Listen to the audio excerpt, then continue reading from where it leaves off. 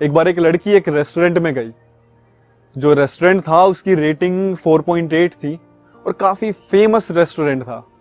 जो वेटर्स थे वो बहुत हम्बल थे। जैसे ही लड़की रेस्टोरेंट में गई, टेबल पे एक वेटर आया, उन्होंने एक पानी का ग्लास रखा, फिर पूछा मैम आप क्या लेंगी।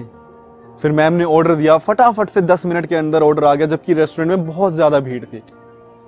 फिर मैम ने जैसे ही खाना फिनिश किया, एक वेटर आया, वो टेबल उसने क्लीन कर दिया और फटाफट से वो बिल लेके आ गया। जो लड़की थी वो बहुत खुश हुई इस बिहेवियर से। वो वैसे ही घर से बहुत खुश आई थी और उसने खुशी खुशी टिप भी दे दी और वो चली गई। कुछ देर बाद एक लड़का आता उसी रेस्टोरेंट में। वो ना घर से ना लड़ के आया, बिल्कुल मम्मी से लड़ के आया है, फिर पापा से लड़ के आया है, अपनी बीवी से लड़ के आया है, बच्चों को डांट के आया। वो आया बिल्कुल फ्रस्ट्रेटेड। अंदर आते ही बैठा वो। तो वेटर ने आके सबसे पहले पानी रखा। ये क्या है, ये कैसा आपने पानी रखा है? वेटर ने बहुत पोलाइटली बोला कि ठीक है सर, मैं इसको चेंज कर देता हूं। तो फिर बोतल वाला पानी ले आया। उसके बाद वेटर से उसने कहा कि ये क्या है, आपके पास ये डिशेस भी नहीं है, ये नहीं है। फिर भी वेटर ने पोलाइटली बोला कि सर हमारे पास ये डिशेस अवेलेबल है, हम ये कर सकते हैं। तो उसने कहा ठीक है, ये चीज ले आओ जाके। वेटर फिर भी ना बहुत आराम से गया और आराम से उसने आके डिश सामने रख दी।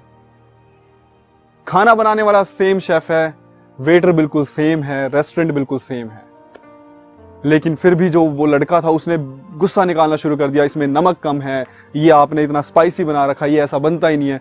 फिर भी किसी ने कुछ नहीं कहा।